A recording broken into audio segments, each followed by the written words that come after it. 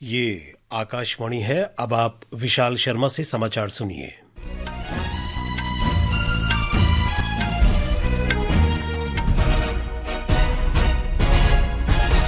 प्रधानमंत्री नरेंद्र मोदी ने अमेरिकी राष्ट्रपति डोनाल्ड ट्रंप से जोर देकर कहा है कि पाकिस्तान के साथ मामले सुलझाने में भारत ने कभी भी तीसरे पक्ष की मध्यस्थता को स्वीकार नहीं किया और आगे भी नहीं करेगा।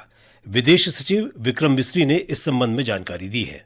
प्रधानमंत्री मोदी ने राष्ट्रपति ट्रंप को स्पष्ट रूप से कहा, कभी भी किसी भी स्तर पर भारत अमेरिका ट्रेड डील या अमेरिका द्वारा भारत और पाकिस्तान के बीच मध्यस्थता जैसे विषयों पर बात नहीं हुई थी। सैन्य कार्रवाई रोकने की बात सीधे भारत और पाकिस्तान के बीच दोनों सेनाओं की एग्जिस्टिंग चैनल्स के माध्यम से हुई थी और पाकिस्तान के ही आग्रह पर हुई थी। प्रधानमंत्री मोदी ने जोर देकर कहा कि भारत ने न तो कभी मध्यस्थता स्वीकार की थी, न करता है और न ही कभी करेगा। विदेश सचिव विक्रम मिस्री ने बताया कि टेलीफोन पर 35 मिनट तक चली बातचीत के दौरान प्रधानमंत्री मोदी ने राष्ट्रपति ट्रंप के साथ ऑपरेशन सिंदूर के बारे में चर्चा की।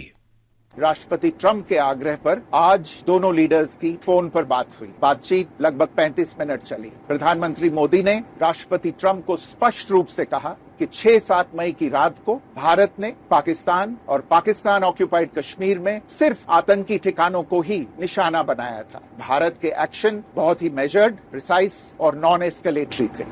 विदेश सचिव ने बताया कि बातचीत के दौरान प्रधानमंत्री ने दोहराया कि भारत अब आतंकवादी कृत्यों को छद्म कार्रवाई नहीं बल्कि युद्ध की कार्रवाई मानेगा।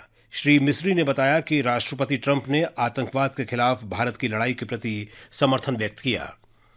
भारत और कनाडा परस्पर उच्चायुक्तों की बहाली पर सहमत हो गए हैं। प्रधानमंत्री नरेंद्र मोदी ने कनास्किस में G7 शिखर सम्मेलन के दौरान कनाडा के प्रधानमंत्री मार्क कार्नी के साथ द्विपक्षीय बैठक की। श्री मोदी की बैठक के बारे में जानकारी देते हुए विदेश सचिव विक्रम मिस्री ने बताया कि दोनों देशों के बीच हाल में हुए तनाव को देखते हुए दोनों नेताओं ने संबंधों को सुदृढ़ करने की इच्छा व्यक्त की।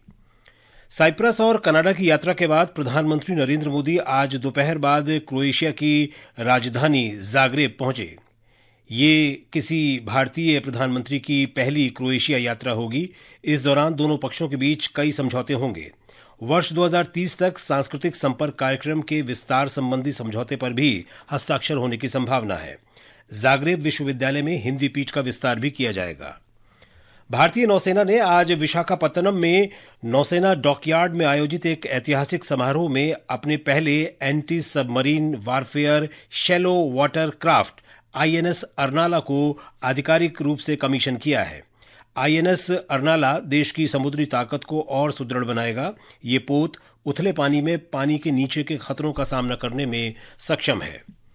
केंद्रीय कृषि मंत्री शिवराज सिंह चौहान ने कहा है कि देशव्यापी विकसित कृषि संकल्प अभियान के अंतर्गत 1,43,000 गांवों के 13 करोड़ 4 लाख किसानों को सीधे तौर पर जोड़ा गया। आज नई दिल्ली में मीडिया से बातचीत में श्री चौहान ने कहा कि विकसित कृषि क्षेत्र और समृद्ध किसान प्रधानमंत्री नरेंद्र मोदी के विकसित भारत के दृष्टिकोण का हिस्सा हैं। श्री चौहान ने कहा कि विकसित कृषि संकल्प अभियान के तहत 60,000 से अधिक कार्यक्रम आयोजित किए गए, जिनमें आदिवासी जिलों पर विशेष ध्यान दिया गया। श्री चौहान ने कहा कि सरकार का ध्यान किसानों की आय बढ़ाना और भारत को दुनिया की फूड बास्केट यानी खाद्य टोकरी बनाना है।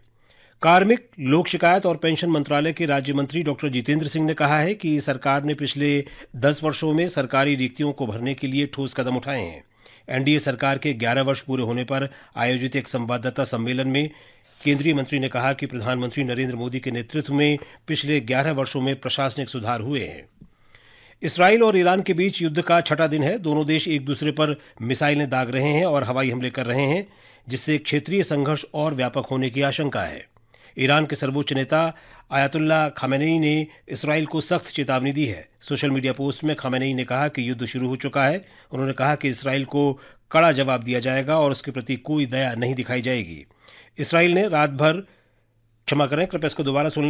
ने रात भर इसराइल में किए गए हमलों में बैलिस्टिक और हाइपरसोनिक मिसाइलों का इस्तेमाल किया। ईरान ने इसराइल में बड़े पैमाने पर ड्रोन से भी हमले किए। इसके साथ ही ये समाचार बुलेटिन समाप्त हुआ।